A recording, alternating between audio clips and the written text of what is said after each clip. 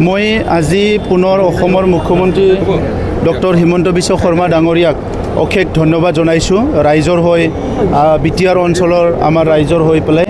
আৰু সমগ্ৰ অসমৰ ৰাইজৰ হৈ কাৰণটো হৈছে যে তৃতীয়বাৰৰ কাৰণে অৰুণোদয় আমাৰ হিতাধিকাৰীসকলক আজি দিবৰ কাৰণে আজি লঞ্চ কৰা হৈছে আৰু ভাৰতৰ স্বাধীনতাৰ পিছত এইটো এনেকুৱা এটা মহান এটা কাম মুখ্যমন্ত্ৰী ডাঙৰীয়াই কৰিলে যে আমাৰ কিছুমান দৰিদ্ৰ পৰিয়াল আছে যিসকলে দৈনন্দিন জীৱনত বিভিন্ন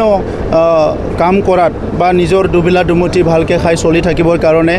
বেমাৰ আজাৰ হ'লে ঔষধ কিনি খাবৰ কাৰণে বহুত অসুবিধা হয় কিন্তু অৰুণোদয় আঁচনি অহাৰ পিছত লাখ লাখ পৰিয়ালৰ এই সমস্যাবিলাক দূৰ হৈছে আৰু আজি পুনৰ এই থাৰ্ড টাইমৰ কাৰণে যিটো অৰুণোদয় লঞ্চ কৰিলে ইয়াত বহুতখিনি মানুহৰ বেনিফিট হ'ব আৰু এই আঁচনিটো অত্যন্ত দৰকাৰ এটা আঁচনি আছিলে আৰু আজি অসমে এই আঁচনি ৰূপায়ণ কৰাৰ কাৰণে এনেকুৱা এটা ভাল আঁচনি দেখিবলৈ পায় আমাৰ মুখ্যমন্ত্ৰী ডাঙৰীয়াৰ যিটো ইনিচিয়েটিভত এটা ইনোভেটিভ আইডিয়া সেইটো পাই পেলাই ভাৰতৰ বিভিন্ন ৰাজ্যই আজি ইমপ্লিমেণ্ট কৰিছে এইটো মাত্ৰ নহয় ইয়াৰ বাহিৰেও আজি যিটো গাৰ্লছ ষ্টুডেণ্টছৰ কাৰণে ইউথৰ কাৰণে আমাৰ খেতিয়কৰ কাৰণে পিছপৰা শ্ৰেণীৰ ৰাইজৰ কাৰণে বিভিন্ন আঁচনিবিলাক আজি সমগ্ৰ ভাৰতত সমগ্ৰ অসমত অনা হৈছে আৰু সেই আঁচনিবিলাক আজি ৰূপায়ণ হোৱাৰ লগে লগে আমাৰ যিসকলে পিছ পৰি আছিলে বিভিন্ন সমস্যাত ভুগি আছিলে সেইসকলে সেই সমস্যাৰ পৰা উদ্ধাৰ হ'ব আৰু নিজকে প্ৰতিষ্ঠা কৰাৰ ফালে আগবাঢ়ি যাব পাৰিব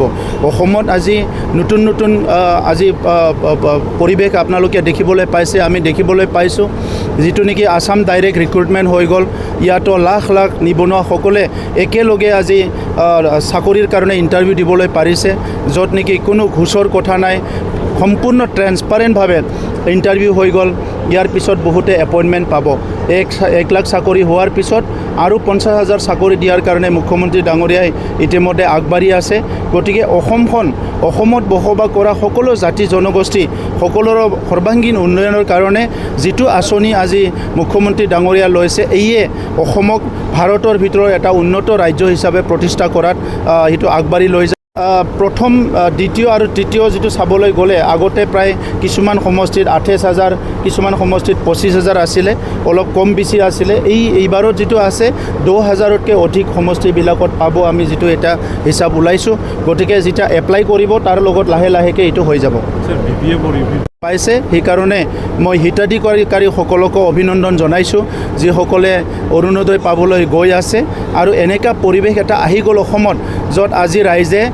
কোনো এটা আন্দোলন বা কোনো বেলেগ পৰিৱেশৰ কথা চিন্তা নকৰে আজি সকলো উন্নয়নৰ ফালে বা অসমখন আগুৱাই নিয়াৰ ফালে বিভিন্ন আঁচনি ৰূপায়ণ কৰাৰ ফালে সকলো মনোযোগ দিছে আজি প্ৰচণ্ড গৰমতো হাজাৰ হাজাৰ ইয়াতে বাইদেউসকল মাসকল আহি উপস্থিত হৈছে পেণ্ডেলত বহিব পৰা নাই গছৰ তলত বহি হ'লেও তেখেতসকলে